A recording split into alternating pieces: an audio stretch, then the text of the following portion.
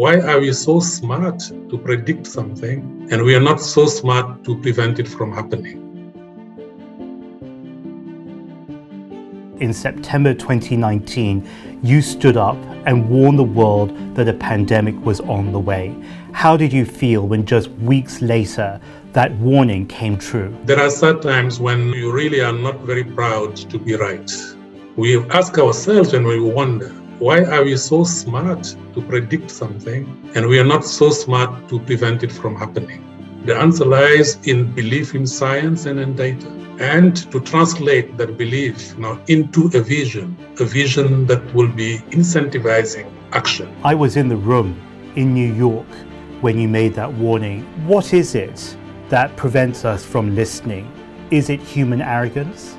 Human inability, again, to act on something that we have not experienced firsthand. And it is also denial to a certain degree.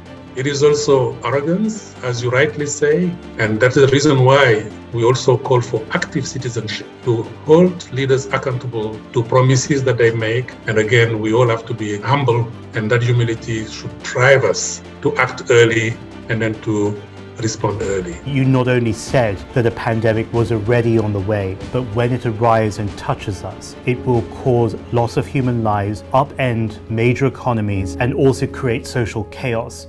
My question is, a year and a half on, have we seen the worst yet? We've seen the bad, and the worst will depend pretty much on our ability to act.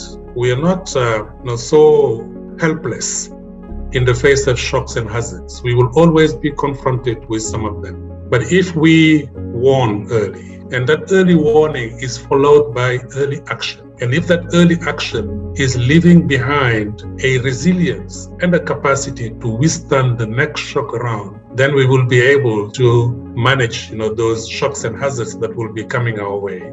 You serve as the chair of the Kofi Annan Foundation. What does that work mean to you, especially given that you took over this role from Mr. Annan so soon after his passing? Oh, James, one does not replace Kofi Annan. One does not succeed Kofi Annan. You just come after him.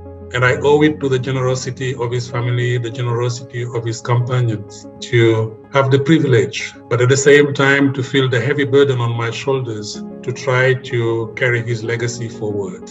A legacy for a fairer world and a more just world.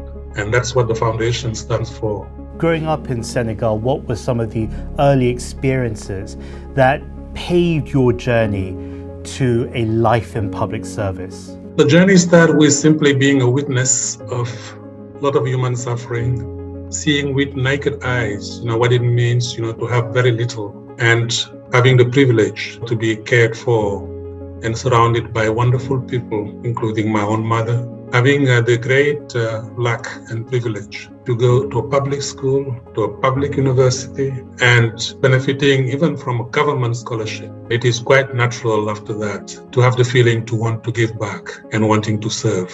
And I'm so grateful that I'm able to do that in my small little way, to give back. From the Well is a new series with global leaders, brought to you by the China Current and Tsinghua Vanke School of Public Health.